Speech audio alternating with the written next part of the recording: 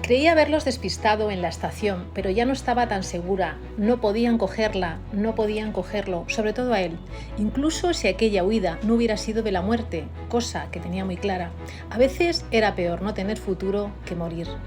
El niño carecía de toda culpa. Tenía 5 años y hablaba poco, quizá consciente del peso que a su temprana edad llevaba sobre los hombros. Londres, 1939, el hijo del rey, Rafael Tarradas Bultó. Bienvenido a Rosa Pasapágina. Inauguras esta 5ª temporada y tengo que decir que estoy hasta nerviosa. Bueno, pues estamos igual. Estamos nerviosos y yo por mi parte también honrado de inaugurar la temporada de tus entrevistas. Un placer. He hecho la introducción prácticamente la que tienes en el libro, en el que ya estamos presentando 2 personajes y lo estamos situando en una época. Quiero que me digas quién es Daisy, quién es su hijo y de qué huye. Pues mira, Daisy es una chica a la que se le han complicado las cosas, ¿no? Ella es una chica de Ávila, trabaja es la hija de unos guardeses en una finca en el campo, y la señora de la casa es inglesa, de forma que a ella le han educado y sabe inglés, y habla inglés muy bien. Y cuando llegan unos señores a la casa a cazar, que son ingleses, le ofrecen irse a trabajar a Londres. Y es una oportunidad para ella, ¿no? Le gusta mucho donde está, pero ve que realmente se le abre el mundo. Lo que pasa es que llega a un país que enseguida entra en la guerra más terrible que ha habido nunca, ¿no? Y entonces se le tuercen las cosas. Y por el proceso se le tuercen un poco más porque se va de señorita de compañía a Múnich y se queda en estado de un alto mando nazi. Entonces vuelve a Londres y en el momento en el que este alto mando se da cuenta que tiene un hijo, empieza a buscarlo para recuperarlo y para llevarlo a el Reich, ¿no? El Reich de los 1000 años. Este niño va a ser un príncipe del Reich y tiene que estar en el lugar que la historia le tiene reservado. Entonces ella huye del padre del niño. Huye del padre del niño. No vamos a decir de qué forma se queda embarazada, no vamos a dejar que los lectores lo averigüen. Pero si huye, ya lo dejamos ahí. Claro, a ver, o sea, realmente, si incluso si te hubiesen gustado los nazis, que no era el caso de Daisy, la idea de que tu hijo esté en el epicentro de una guerra no es nada halagüeña, ¿no? Entonces es algo de lo que cualquier madre querría que su hijo estuviera lo más lejos posible. Si encima resulta que esta chica está horrorizada con los nazis, pues más todavía. Además, en este capítulo hablas sobre Daisy, que dice que sufría por su hijo más que por ella. Y de alguna forma ella trata de decirle que se lo va a compensar. Pero ¿cómo compensar a un niño en el lugar en el que naces, en el que vives o en el que mueres? Pues muy difícil, pero yo creo que la vida siempre da oportunidades y nunca está todo perdido hasta el último minuto, ¿no? Y una madre tiene maneras de hacer que su hijo tenga una buena vida. Y en otra parte del libro digo que, y lo creo de verdad, que todos acabamos encontrando a nuestro padre, ¿no? Y puede ser el padre que te dio la vida, o puede ser un mentor, puede ser una persona que te ha apoyado en un momento difícil, una persona en la que te has basado, en la que has buscado consejo, ¿no? Al final la figura del padre es una figura muy necesaria en la vida de cualquier persona, y si no tienes el padre de salida, no tienes el padre que te gustaría, que haya mucha gente que le ha pasado, acabas encontrando a lo largo de tu vida una persona que coge parte de esa figura, ¿no? Y entonces Daisy le va a compensar de alguna manera de entrada, ella siendo padre y madre, una buena madre y un buen padre, y más adelante quizá ofreciéndole un padre que compense el que tiene. Aprovecho lo que acabas de decir porque casi es al final del libro y me gusta esa figura de paternidad, esa defensa, porque es verdad que siempre que hablamos de la falta del padre, como que lo valoramos menos o le damos menos importancia dentro lógicamente de lo que es, que si pierdes una madre. La madre parece que es el centro capital de la infancia de un niño. Sí, yo creo que, a ver, en la infancia y sobre todo en la época que estamos hablando, sí que es verdad que el peso de la educación de los niños caía más en las madres que en los padres, ¿no? A mediados del siglo XX muchas mujeres no trabajaban. La Guerra Mundial esto lo cambió mucho. Durante la Guerra Mundial muchísimas mujeres trabajaron, pero sí que es verdad que la educación recaía mucho en la parte de la madre. Y sí es verdad que luego el padre interviene en una parte a lo mejor más adulta del niño en esta época. Sí. Entonces, de entrada ella ella dice una cosa, dice, el niño estaba callado como si no se diera cuenta. Y los niños, los más pequeños incluso, yo creo que se dan cuenta cuando algo pasa, cuando algo grave pasa. Yo siempre recuerdo una vez que yo estaba llevando a 2 hermanos al hospital y uno todo el rato lloraba y el que llevábamos al hospital era el otro. Y un momento oí al que lloraba y dije, oye Pedro, ya. Y el niño entendió perfectamente, era muy pequeño, entendió que algo pasaba, que no, no podía seguir llorando, ¿no? Entonces los niños tienen esta percepción también. Y este niño del libro, desde el principio, Pat, es un niño inteligente, que percibe las cosas y que siente las cosas. Si 2 de los espías nazis más buscados están tras la pista de Daisy, sin duda es porque guarda un importante secreto. Aunque esta historia, la vamos a ir contando, tiene 2 líneas, por un lado está Daisy y luego hablaremos del otro personaje, para mí John Osborne es el hilo conductor. Sí, a ver, John al final es un agente inglés, un agente del Servicio Secreto Inglés, del Servicio de Inteligencia, y él no entiende por qué una chica sin importancia es el foco de atención de espías importantes nazis, ¿no? Entonces, él le presta atención a esta chica porque se la están prestando los otros. Dice, ¿por qué una chica española no tiene ninguna relevancia? ¿Por qué? ¿Qué pasa con esta chica, no? Y entonces va tirando del hilo y dándose cuenta que, espérate, esta chica tiene un hijo. ¿Este hijo de quién es? ¿Este hijo qué pasa aquí? ¿Por qué? Y entonces esta chica adquiere importancia en cuanto él empieza a investigar, que al principio ella, Daisy, lo esconde a ambos lados. Este niño lo esconde a los alemanes y lo esconde a los ingleses, porque piensa, los alemanes lo quieren para ellos y los ingleses chantajearán a los alemanes con mi hijo, ¿no? Entonces, mi hijo está en falso. En ninguno de los 2 bandos está seguro. Entonces, por eso huye y lo esconde. Algo tan preciado como tu hijo, y el valor de lo intocable y el menosprecio del valor de la madre, perdón, cuando deja de ser necesaria. Sí, claro. Esto a ella se lo dice un agente inglés, se lo dice, bueno, pues que ustedes me sacrificarían a mí. Y la gente le dice, sin ninguna duda. Supuesto. Sin ninguna duda. O sea, nosotros sacrificaríamos a 100 como usted. Estamos en una guerra. O sea, tenemos a nuestros chicos en lo que se llamaba el centro del teatro europeo de la guerra. Están muriendo. Si yo hay 100 como usted que solucionan la guerra, no se preocupe que lo haríamos. Y por el otro lado exactamente lo mismo, ¿no? Ella ha sido la fábrica de este niño, pero no tiene ninguna importancia después, ¿no? Por supuesto. Ella sabe que si su hijo cae en manos nazis, ella va a ser un mero trámite. Ella va a desaparecer en cualquier momento, porque este niño va a ser un hijo del Reich y un príncipe del Reich, y va a ser un nazi más, y el más nazi posible, ¿no? Entonces ella está muy asustada por esto y se encuentra muy sola. Y además en un entorno encima en el que ella es española, ¿no? Entonces se ve en una guerra que no es su guerra, aunque era la guerra de todos en realidad, y en un país que no era el suyo. Entonces lo que había parecido de entrada una ventaja se había convertido en un problema gravísimo, ¿no? Si no me hubiese ido a Inglaterra, todo esto no habría pasado. Yo estaría en Ávila, debajo de una encina. En Ávila, Tietar, donde tú te inspiras. Por cierto, aprovecho este pequeño paréntesis. Yo siempre lo digo, yo solo escribo de sitios en los que he estado. Bien. Nunca en mis libros saldrá un sitio donde yo no he estado.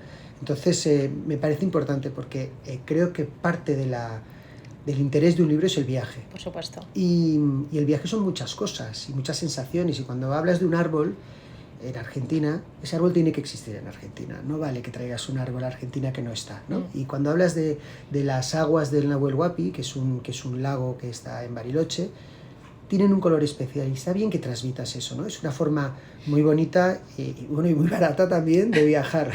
Primero tienes que ver y luego contar. Era bastante inevitable que los alemanes adultos murieran bajo las bombas, pero había que salvar a los niños, sacándolos de las grandes ciudades. En este caso, Pat también se va digamos que se va a camuflar en un grupo de niños.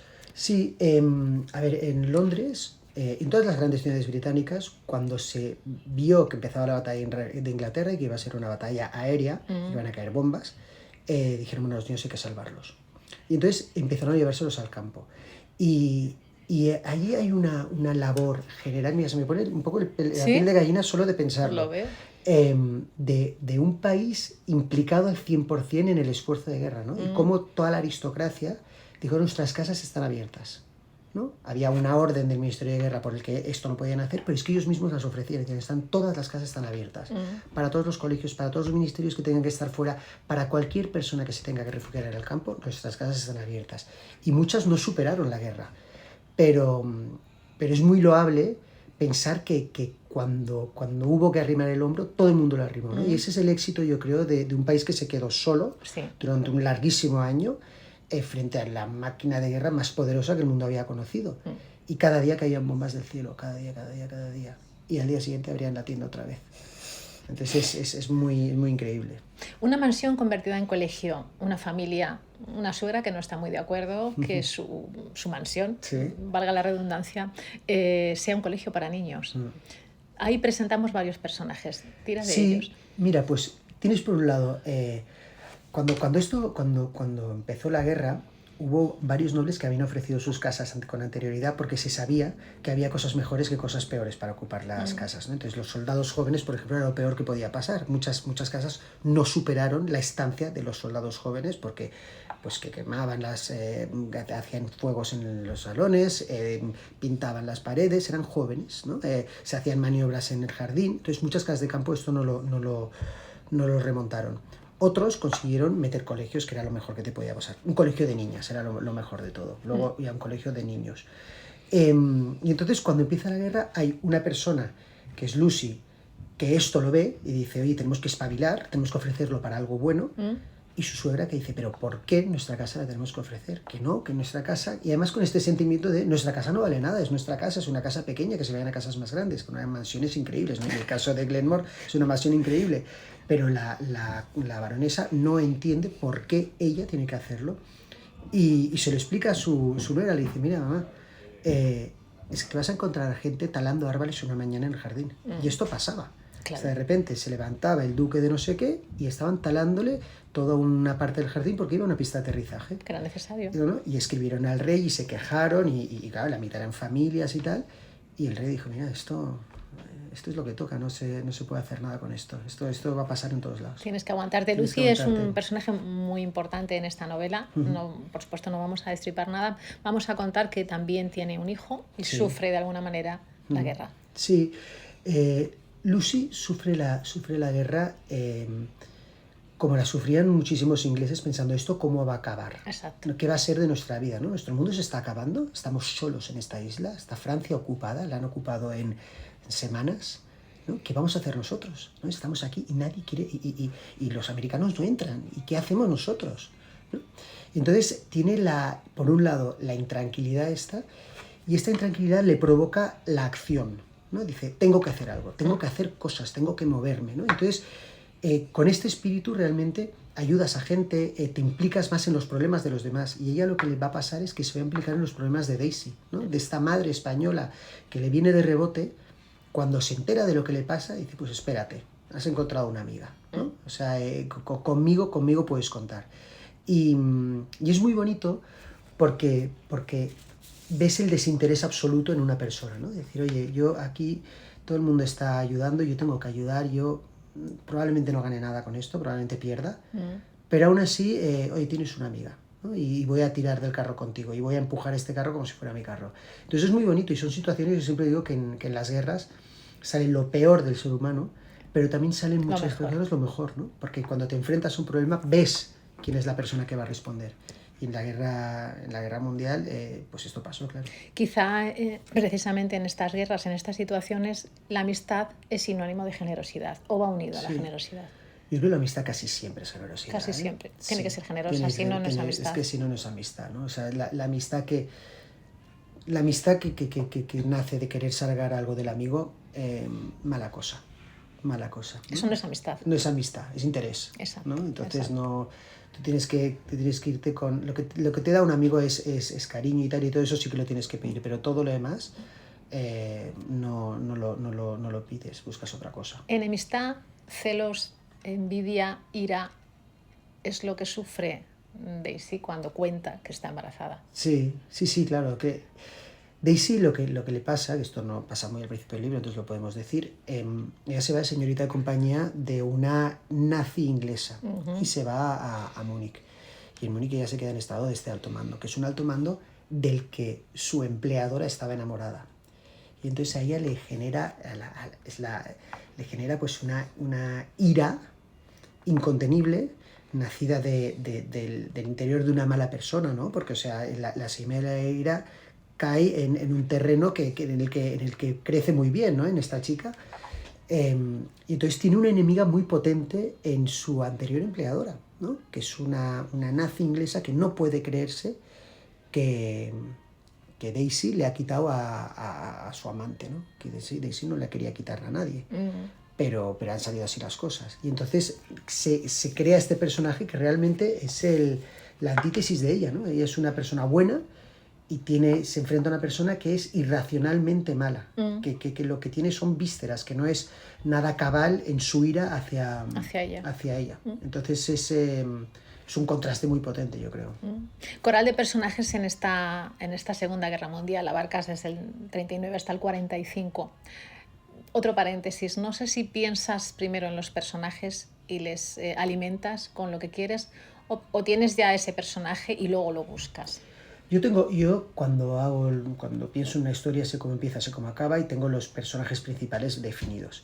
Pero sí que es verdad que cuando investigas, que esto yo investigo mucho mientras escribo, no hago toda la labor de investigación antes, sino durante, se crean situaciones que le pegan a unos personajes a otros, ¿no?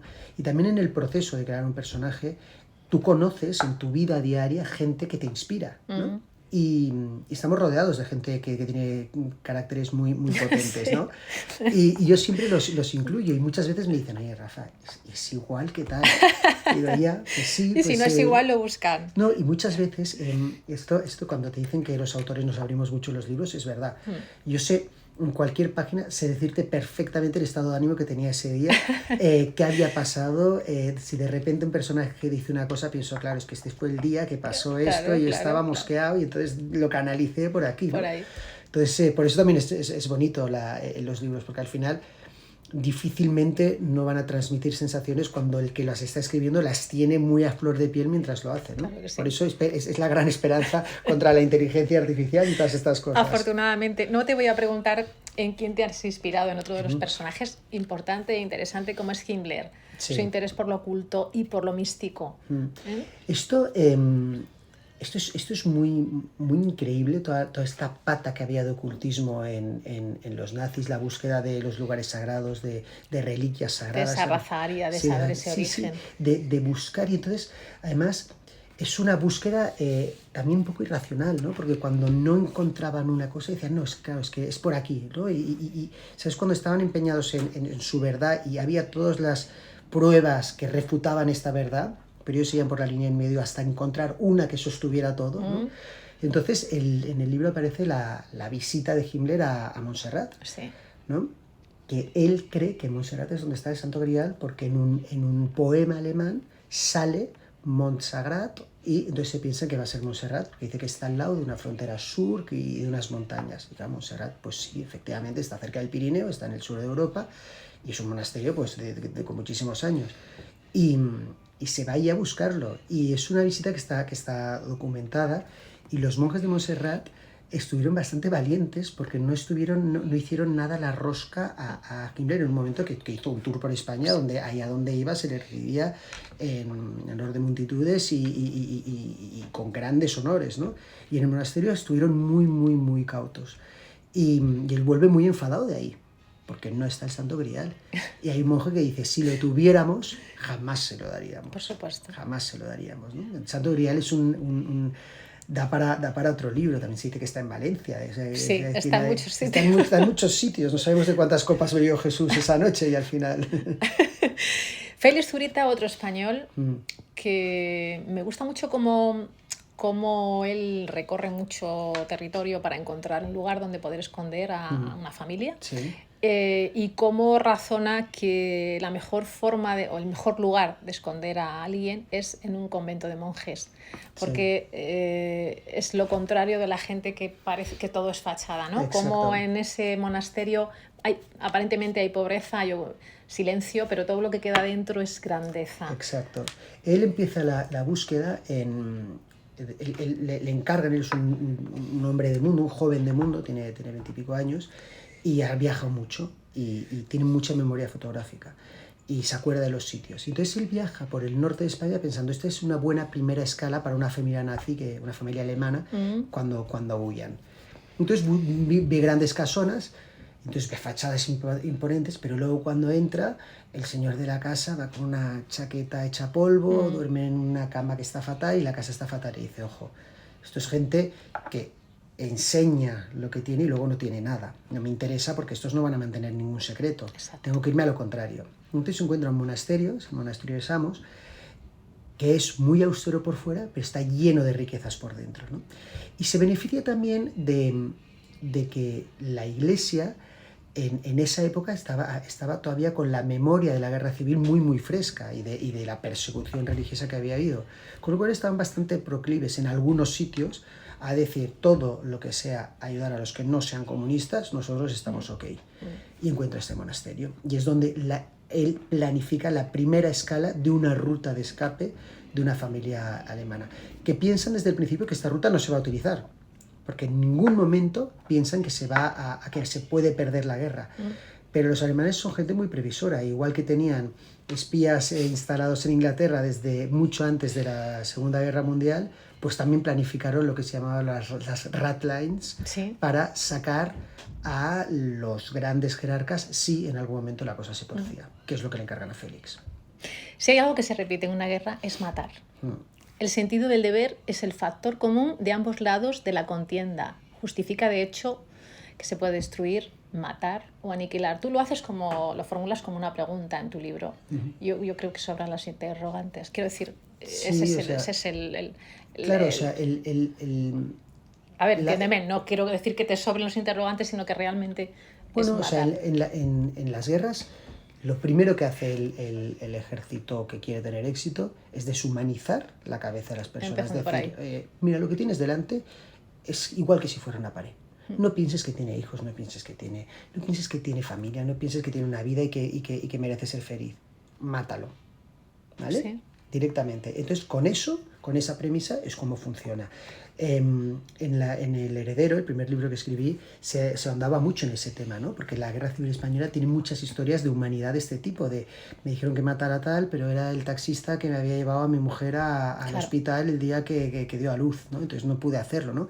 En cuanto conoces a la persona delante, estás mal ya, porque es imposible que le mates, ¿no? Estás bien. Y las guerras lo que hacen es esto, ¿no? Y los personajes de esta novela también se lo plantean todo el rato. Dicen, a ver, esto que tengo que hacer, esto lo puedo hacer. Y a Félix un momento le dicen, no, tienes que matar a una persona.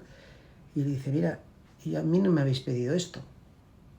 O sea, yo no pensaba que cuando me habéis encargado esto incluía matar a gente. Entonces yo no quiero meterme en esto. Y es muy difícil escapar de este mando, ¿no? De decir, oye, no, es que es lo que tienes que hacer. O sea, si estás con nosotros, esta persona la tienes que matar y no hay tema. Y entonces él intenta encontrar la manera para no tener que hacerlo. Exacto. Si hay alguien que tiraba de propaganda, que sabía deshumanizar y que tenía una oratoria brutal, era Hitler. Sin duda.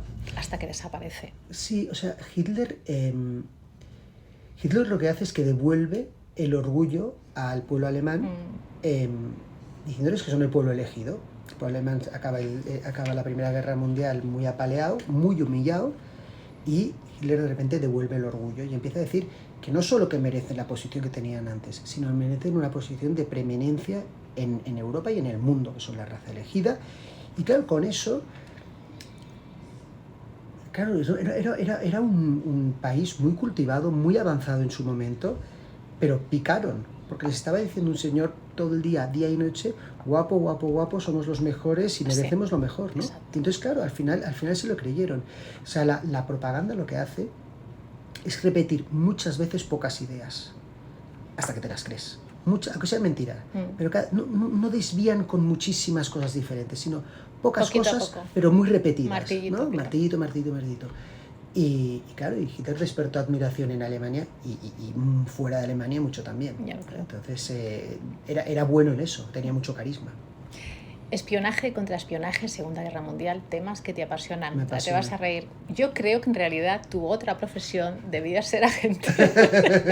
Ostras, mira, tengo un problema que me interesa muchísimo, pero soy muy mal mentiroso. Y claro, y hay que ser muy buen mentiroso para ser espía. Los espías tienen una profesión horrible para el que hay que tener la cabeza muy, muy clara. Porque en el fondo están constantemente traicionando a gente. Sí. Entonces se acercan a gente a las que en el fondo están enviando a la muerte. Sí. ¿no? Entonces hay que tener una sangre fría muy, muy importante y las cosas muy, muy claras para ser espía. No valía a todo el mundo. Bien. No valía a todo el mundo. Y además les hacían una cosa, que es lo que hacen con los personajes de esta novela. Empiezan con un poquito, esta pequeña misión, y luego ya la ampliamos, y cuando se quieren dar cuenta los personajes, son espías de verdad, y son espías con misiones muy, muy importantes. El espionaje, o sea, la labor de espías españoles en la Segunda Guerra Mundial fue fundamental, sí. muy, muy poco valorada, pero Garbo, el hombre que ha hecho es de Puyol, Garbo, sí. Fue fundamental en la maniobra de distracción del desembarco de Normandía. El mayor engaño de la historia que sale en este libro también. Sí. O sea, cómo los ingleses consiguen que los alemanes se crean, cómo los aliados consiguen que los alemanes se crean que van a desembarcar en Calais, y cómo se ponen a montar campos con tanques hinchables porque es en la zona del paso de Calais. Iban pasando los alemanes por encima y dicen, no, es que no paran de acumular tanques aquí, es que van a pasar por aquí. Y no era ahí, ¿no? Es una maniobra increíble. Hay muchos personajes, hay mucha en esta historia que deben de leer, pero voy a acabar con una frase que tienes. Tienes varias al final, cierras muy bien cada cosa, y además con frases que te dejan pensar, ¿no? Y bueno, voy a decir dos. Dices, deberíamos seguir creciendo despreocupados y felices porque nunca dejamos de crecer. Es cierto. Es verdad. Y a mí me gusta, llegado a una edad, yo considero que he sido creciendo. Sí, sin duda. La vida siempre te da cosas inesperadas. Y yo siempre creo que lo que decíamos antes, que no se acaba hasta el último minuto, ¿no? Y yo recientemente, hace muy poquito, una amiga mía pues falleció. Y nos hemos quedado todos los amigos con la sensación de que hay que ir a todo, hay que hacer planes, hay que verse, que es urgente, que si te apetece un plato de gambas, que te lo pidas en esa comida, ¿sabes? Que no esperes, ¿no? Sí. Entonces, eso forma parte del crecimiento en la vida. ¿Cuándo mueres? Mueres cuando te quedas sin aficiones, cuando te quedas sin ganas. Si veo estas señoras de 90 años que se apuntan a un curso de bridge y ¡pim! Y la cabeza de repente se les vuelve a activar y vuelven a tener ilusión y vuelven a hacer cosas. La vida acaba cuando acaba la ilusión realmente, cierto, ¿no? Cierto. Y por eso el aprendizaje es toda la vida, crecemos toda la vida y debería ser así. Así lo veo también. Espero ser mucho más sabio dentro de 50 años, ¿no? Sí, yo la también. Verdad, bueno, no creo que llegue dentro de 50, pero me gustaría. Déjate, seguro que sí. Deberíamos mover la tierra, darle la vuelta, plantar hierba fresca y no dejar que el mal se quede con lo que un día ocupó ni en la tierra ni en nosotros. Hay guerra, hay guerras, hay fanatismo, hay muerte y hay dolor. Ahora también. Claro, sin duda. Pero es que tenemos que intentar que eso no arrase con todo, ¿no? Esta frase lo dice una chica al final de la novela, cuando se queda a vivir en un sitio donde ha pasado una gran tragedia, ¿no? Y ella no se quiere ir de ahí. Dice, no, porque entonces nos han ganado. Es cierto. ¿No? O sea, este sitio no puede quedar, en este sitio pasaron muchas cosas antes de esta tragedia y tienen que pasar muchas cosas después de esta tragedia. Yo soy muy contrario al olvido, pero soy muy partidario del perdón, ¿no? Y perdonar los sitios también es una cosa importante. Decir, oye, mira, olvidémonos que esto aquí fue un campo de fusilamiento, vamos a hacer un parque, vamos a disfrutar, lo que no nos gane el terreno, ni geográfico, ni anímico, el odio, ¿no? O sea, entendemos que no quedarnos encallados, porque entonces ha ganado el odio realmente. Y es lo que queda en las guerras. Yo cuando veo que volvemos sobre historias de guerras pasadas y tal, pienso, qué pena, no lucharon por esto. Y no aprendimos. ¿no? O sea, tenemos que decir, oye, basta, esta lección está aprendida, terrible, horrorosa, un aprendizaje muy, muy doloroso. Sí. Pero es que si encima no ha servido para nada, apaga y vámonos, ¿no? Exacto. Entonces, esta protagonista lo que dice es eso, es que no dejemos que el mal permanezca en nosotros, que el rencor es difícil a veces no ser rencoroso, pero hay que intentarlo con muchísima fuerza, porque es que si no, no avanzas, y al final el perjudicado eres tú, por ¿eh? O sea, supuesto. el que es destinatario de tu rencor muchas veces ni se entera, pues tú estás amargado en tu casa. Alimentarte de odio no es, Sí, no es lo mejor. sirve. Un placer, Rafa. Un gustazo, como siempre. Me encanta estar contigo, vamos, o sea, y porque no me das más cancha que Sí, estaríamos podría 6 seguir. horas, o sea, aquí me enrollo como una persiana. No, podría seguir hablando, Es pero un creo placer, que es sí. bueno que lo lean. Sí, totalmente, Un gustazo. totalmente. Gracias. Muchísimas gracias, Rosa.